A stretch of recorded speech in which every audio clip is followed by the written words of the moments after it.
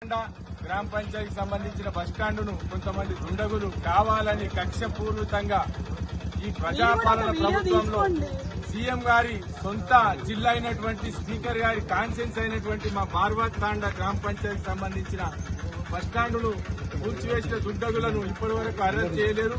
దాంతో పాటు ఆ బస్టాండ్ కింద ఎవరినైనా వెట్టి కూల్చేసిరనే అనుమానం ఇక్కడ గ్రామ ప్రజలందరూ వ్యక్తం చేస్తున్నారు. కాబట్టి దీన్ని వెంటనే దీనికి చొరవ చూపించి దీనికి సంబంధించిన అధికారులు ఇక్కడ పొద్దున నుంచి 9-8 గంటల నుంచి ట్రై చేస్తే ఇప్పటి వరకు ఒక అధికారి రాలేరు.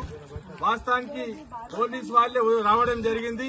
వాళ్ళు నిజంగా ఓపికతోటి సంబంధించిన అధికారులకు ఎవరు చెప్పినా ఎవరు స్పందించలేరు. మన ప్రజాపాలనలో మన ప్రజలకు ఏ విధంగా ఉందో మనం అర్థం చేసుకోవాలి.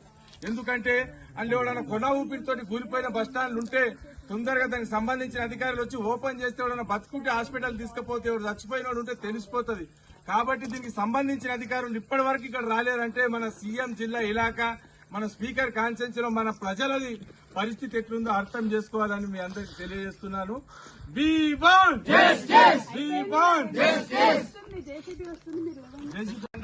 గ్రామ పంచాయతీకి సంబంధించిన బస్టాండును కొంతమంది దుండగులు కావాలని కక్షపూర్వకంగా ఈ ప్రజాపాలన ప్రభుత్వంలో సీఎం గారి సొంత జిల్లా అయినటువంటి స్పీకర్ గారి కాన్సెన్స్ అయినటువంటి మా బార్వాత్ తాండా గ్రామ పంచాయతీకి సంబంధించిన బస్టాండును కూల్చివేసిన దుండగులను ఇప్పటి వరకు అరెస్ట్ చేయలేరు.